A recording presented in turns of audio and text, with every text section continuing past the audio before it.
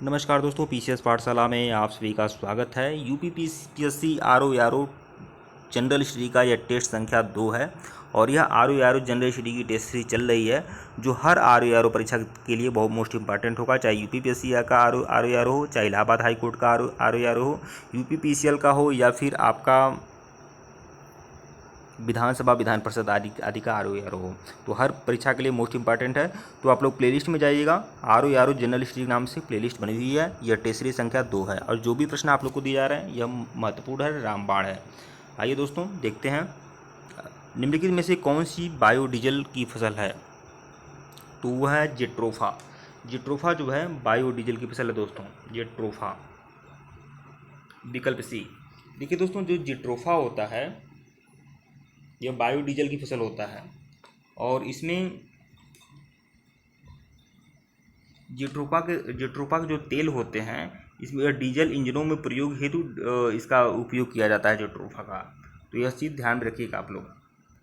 और अगर इसकी पेराई होती है तो 27% तक तेल निकल जाता है इसमें। प्रश्न 17 देखिएगा, चिपकू आंदोलन संबंधित है।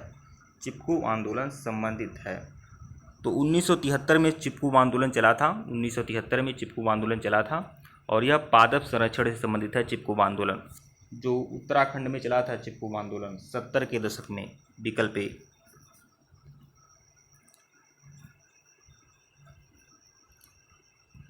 प्रश्न 18 देखिएगा, वन्य जीव सुरक्षा अधिनियम पारित किया गया था। तो वन्य जीव सुरक्षा अधिनियम जो है यह आपका 1972 में पारित किया गया था। विकल्प सी। मोस्ट इंपॉर्टेंट प्रश्न है, आता है परीक्षा में। प्रश्न 19 देखिएगा, अंतर्राष्ट्रीय ओजोन दिवस मनाया गया। तो अंतर्राष्ट्रीय ओजोन दिवस मनाया जाता है 16 सितंबर को। देखिए, सबसे पहले 16 सितंबर 1987 को मॉन्ट्रियल प्रोटोकॉल आया था।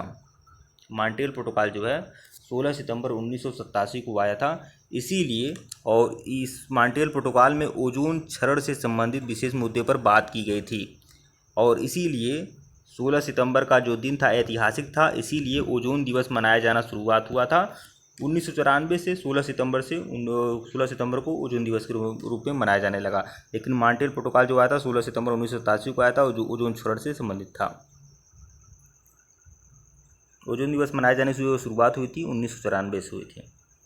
निम्नलिखित ऊर्जा स्रोतों में से कौन सा पर्यावरण को स्वच्छ रखने के लिए सर्वोत्तम है? तो सौर सेल। आप जानते हैं कि इसमें सौर सेल में सौर ऊर्जा का प्रयोग किया जाता है और सौर ऊर्जा पूरी तरह से पर्यावरण प्रदूषण नहीं करता है, बिल्कुल प्रदूषण नहीं करता है। बाकी पेट्रोलियम उत्पाद, वन उत्पाद, नाभिक विखंडन पर्यावरण प्रदूषण बहुत पर्याप्त मात्रा में करते हैं। तो विकल्प डी जो है सही है, सौर सेल। प्रश्न 21 देखिएगा, निम्नलिखित में से कहाँ सदाबहार वन पाए जाते हैं? देखिए, सदाबहार वन कहाँ पाए जाएंगे? सदाबहार वन जो पाए जाते हैं पश्चिमी घाट में पाए जाते हैं, फिर पूर्वोत्तर के राज्यों में पाए जाते हैं, फिर अंडमान निकोबार द्वीप समूह आदि के क्षेत्र में पाए जाते हैं। तो यही जो होता है सदाबहार वन के सबसे अच्छे जगह माने जाते हैं भारत में और इसलिए जगह सदाबहार वन के ये क्षेत्र हैं क्योंकि यहाँ पर वर्षा बहुत पर्याप्त मात्रा में होती है। तो निम्नलिखित में से कहाँ सदाबहार वन पाए जाते हैं? तो विकल्प के अनुसार पश्चिमी घाट में पाए जाएंगे। विकल्प सी। पर्यावरण में ग्रीन हाउस प्रभाव में वृद्धि होती है। किसके कारण ग्रीन हाउस प्रभाव में वृद्धि होती है पर्यावरण में, यह बताना है आप लोग को। तो देखिए दोस्तों, ग्रीन हाउस गैस कौन कौन सी हैं ये मैं आपको बता दूं। तो ग्रीन हाउस गैस जो होती हैं ये आपकी carbon dioxide, nitrous oxide, methane, जलवाष्प और chlorofluorocarbon. Carbon dioxide, nitrous oxide, methane, जलवाष्प, क्लोरोफ्लोरोकार्बन, यही आपका ग्रीन हाउस गैस है। तो यह चीज़ ध्यान में रखिएगा आप लोग। तो यह कह रहा है कि पर्यावरण में ग्रीन हाउस प्रभाव में वृद्धि होती है, तो वह होती है कार्बन डाइऑक्साइड के कारण। क्योंकि ग्रीन हाउस गैस में कौन कौन सी हैं? ग्रीन हाउस गैस जो हैं carbon dioxide, nitrous oxide, methane, जलवाष्प, chlorofluorocarbon. Carbon dioxide, nitrous oxide, methane, जलवाष्प, क्लोरोफ्लोरोकार्बन और यही सब ग्रीन हाउस गैसें हैं और इसी ग्रीन हाउस गैस के कारण पर्यावरण में वृद्धि होती है ग्रीन हाउस प्रभाव की। तो ऑप्शन में केवल कार्बन डाइऑक्साइड है, तो विकल्प बी जो है वो सही है आपका।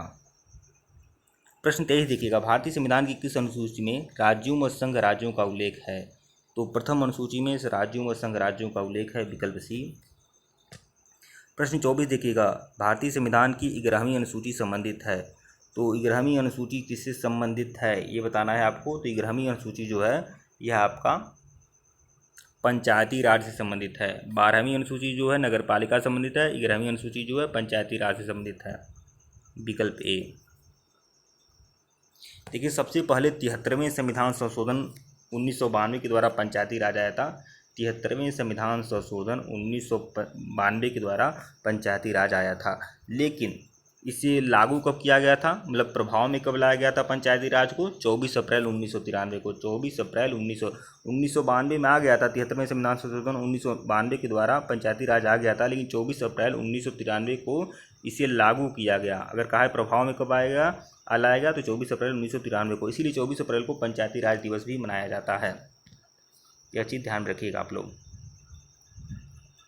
सूचना का अधिकार, प्रश्न 25 देखिएगा। सूचना का अधिकार के संबंध में निम्नलिखित कथनों में से कौन सा कथन सही है? तो सूचना का अधिकार क्या है? तो सूचना का अधिकार जो है यह एक क्या है? यह एक राजनीतिक अधिकार है, या यह एक नैतिक अधिकार है, या फिर यह एक विधिक अधिकार है, या यह एक सामाजिक अधिकार है? तो सूचना का अधिकार क्या है? यह एक नैतिक अधिकार है। यह एक नैतिक अधिकार है, यह चीज़ ध्यान रखिएगा। सॉरी नैतिक अधिकार नहीं, यह एक विधिक अधिकार है। विधिक अधिकार है। सूचना का अधिकार जो है यह एक विधिक अधिकार है, विकल्प सी।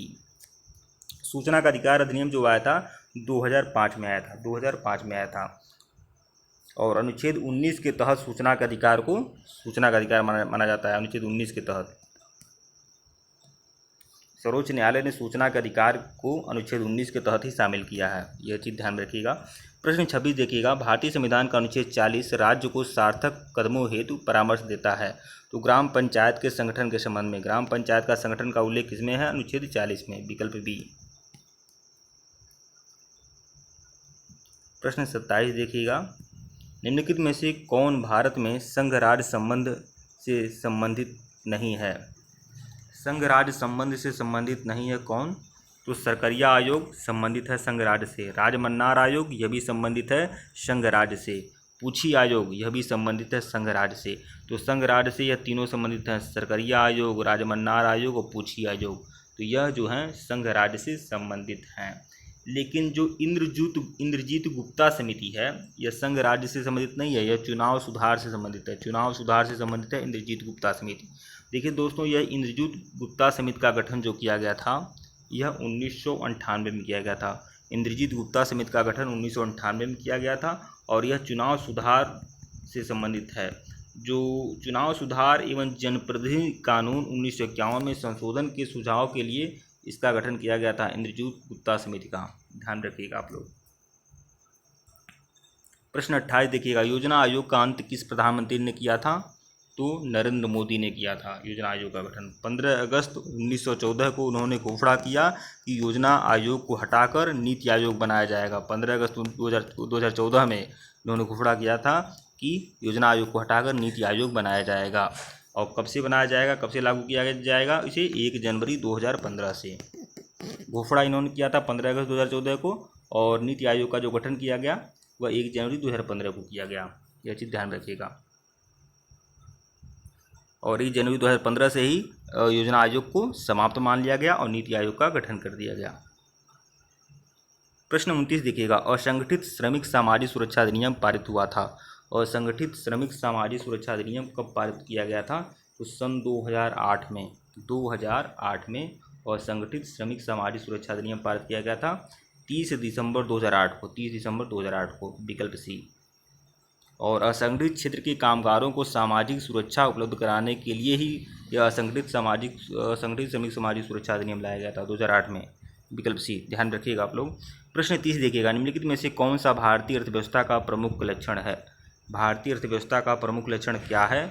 तो वो है मिश्रित अर्थव्यवस्था। देखिए दोस्तों, मिश्रित अर्थव्यवस्था का मतलब ये होता है सार्वजनिक एवं निजी दोनों क्षेत्रों की जहाँ उपस्थिति पाई जाती है उसे मिश्रित अर्थव्यवस्था कहते हैं। तो भारतीय अर्थव्यवस्था का प्रमुख लक्षण क्या है? मिश्रित अर्थव्यवस्था, मतलब विकल्प सी। तो यह चीज़ ध्यान रखिएगा दोस्तों। ठीक है, वीडियो को लाइक और चैनल को सब्सक्राइब करिएगा। डिस्क्रिप्शन में लिंक टेलीग्राम का है, टेलीग्राम को बिल्कुल ज्वाइन करिएगा आप लोग। धन्यवाद आप लोग को। और लगातार जो भी सीरीज आप लोग को मिल रही है परीक्षा होने तक फॉलो करते रहिएगा।